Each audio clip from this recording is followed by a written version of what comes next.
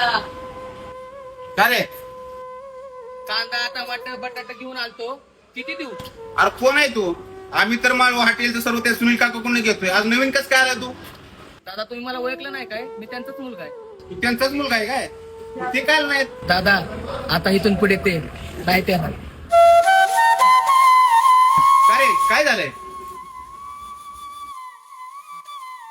काय नाही दादा, ते आजारी होते. अरे मग आजारी होते तर दवाखान्यात चांगले न्यायचं ना मग त्यांना. दादा त्यांना दवाखान्यात पण नेलं होतं आणि 2-3 लाख रुपये खर्च पण केला, पण ते आता आपल्यात नाही राहील. मग आता तू काय करतोय रे? काय नाही, दवाखान्याला 2-3 लाख रुपये खर्च झाला, त्यामुळे कर्ज झालं थोडं, त्यामुळे त्यांचाच व्यवसाय मी पुढे चालवतो. आणि तुझं शिक्षण रे? दादा हे बघत बघत शिक्षण पण चालू आहे माझं. बरं ठीक आहे, काय आणलंय ते ठेव सगळं. हा? ह्याच्या वडिलांनी दिलेले पैसे कदाचित त्याला माहीत नसतील, त्यामुळे बुडवावेत. पण नको, जेव्हा आपले पैसे काय नव्हतं, आपल्या अडचणीच्या काळात ह्यांनी आपल्याला मदत केलेली आहे. ही पैसे आपण त्याच्या मुलाला देऊया आणि ही जाणीव आपण कधीच विसरायला नको.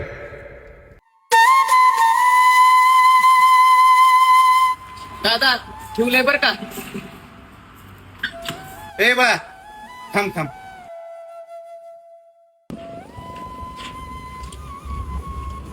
हे ठेव पैसे. दादा हे कशाचे हो पैसे आणि एवढे? काय नाही बाळा, हे तुझेच पैसे आहेत, माझे नाहीत. हे ठेव तुझ्यापाशी. माझे?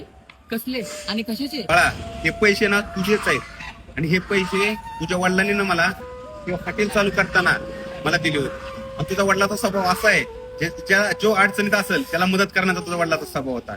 खूप वाईट वाटलं, पण तू कसले हारू नको. शिक्षण महत्वाचं घे आणि कसली अडचण आली कधीही फोन कर. हा थोडं मात्र विसरू नको. ज्याला आपण अडचणीत मदत करतो ना त्याची जाणीव कधीच विसरायची नाही. ही तुझ्या वडिलांनी मला शिकवते.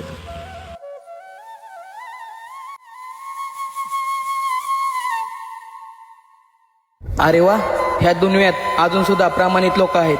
ह्यांच्या जर मनात आलं असतं तर ह्यांनी हे पैसे बुडवले असते, पण त्यांनी तसं न करता मला हे पैसे माघारी दिले. आणि एवढंच नाही तर माझ्या वडिलांनी केलेल्या उपकाराची जाण ठेवली.